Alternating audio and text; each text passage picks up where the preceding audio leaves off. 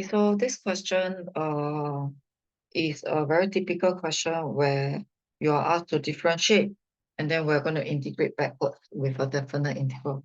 The first part of the question asks you to differentiate, and because it is a fraction, we will be using a quotient rule.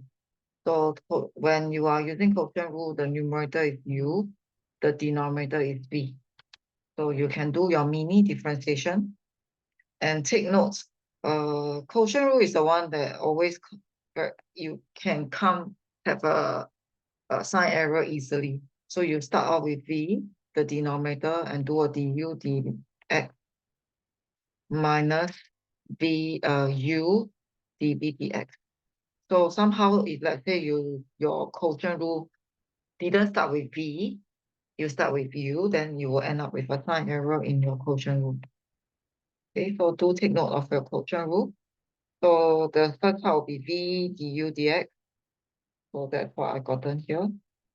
The second part will be the other one. Okay, and when you are doing the dv dx, okay, just remember that we will not want to leave our dv dx in this format. We don't want to leave it in negative power. So switch out the negative power to become a fraction. So we switch out a negative power to become a fraction. So it will facilitate your simplification later so that you can get whatever expression that they want. So it will be x multiplied by a fraction. So that's how I gotten the second part. So that is a subtraction. And the denominator square. The denominator square will remove the square roots already. Okay, so when you can successfully achieve this, you will have gotten your differentiation mark. So subsequently, some of you might have some issue with the simplification. So the simplification will aim to get rid of the denominator here. So can you see there's a small fraction in the whole fraction? So the simplification is to get rid of the denominator. Okay, so the way that we get rid, right, is we multiply this top and bottom. So we multiply the denominator top and bottom. Okay, so when you try doing that, this will will remove the square root, and then this will remove the whole denominator. That's why I'm left with a minus x. And whereas for the denominator, the original square already removed the square root, and then you got an extra square root. So this part is like your indices where you add same base, where you add the power because it's same base. So that's how we gotten the 1.5, which is the 3/2 in the question. Okay, so that is a quotient rule and the simplification for this question. Okay, subsequently, now we are going to be doing the reverse for the second part. So let's say your proving has an issue. Let's say you couldn't get the full dy dx, you can still continue. So just remember that if you reverse back, you are doing an integration. So I'm going to be integrating this, and I'll get back the original fraction. So that's exactly what I'm doing right now. I'm going to reverse back. I will get back the original fraction. But because the question is asking for definite integral, so I will add the definite integral at this stage. Okay, so that's what I usually do. So as I reverse it, I also add the definite integral. Okay, and after that, I focus on, okay, so after you reverse it, there are two sides. The right side is meant for you to execute your definite integral. That means you do the top minus bottom. So the right side is meant for you to do the top minus bottom. So you don't touch anything on the right except you do your definite integral, the top minus bottom.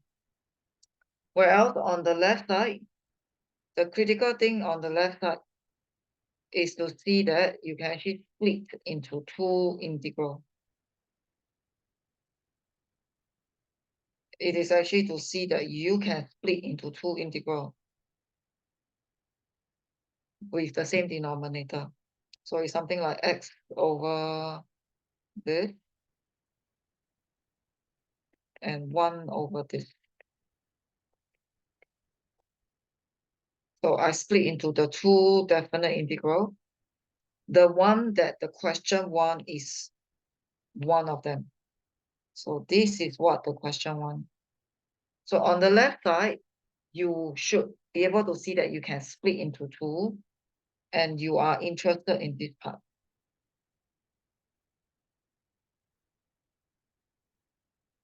So if you realize I never touched the one that I wanted to, the question is asking. So I target the second definite integral. The second definite integral is something that you can do on your own. It is something where I can change in such a way that I can use the basic formula.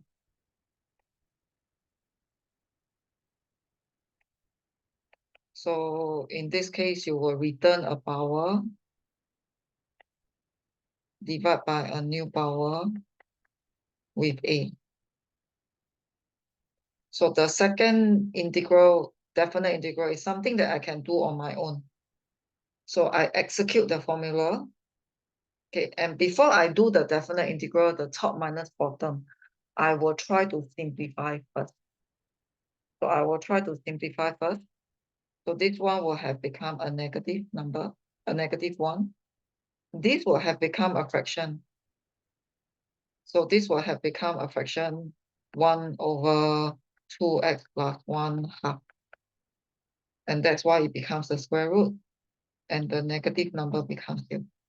So usually I will make it a nice format for me to do a top minus bottom. It is to prevent any calculator error. Okay, however, if let's say you are not very confident in the simplification, then you can go direct to the part where you can do a top minus bottom. So when you are doing the top minus bottom, there will be a number that is being generated up. So after that, you bring it over, and then that's how you solve for the definite integral. So I will say this one is a very basic question that you are expected to know. It can come under product rule, quotient rule. Okay, and then you are supposed to do the reverse. It can also come under differentiation of trigo, differentiation of log, and then go to reverse it. So if it comes under differentiation of trigo and then you reverse it, and the reverse also comes with a definite integral, you got to be doing it in your radian mode. So if you forgot to switch your calculator to radian mode, you will not get the correct value. But your formula, your integration formula, you will be given method mark.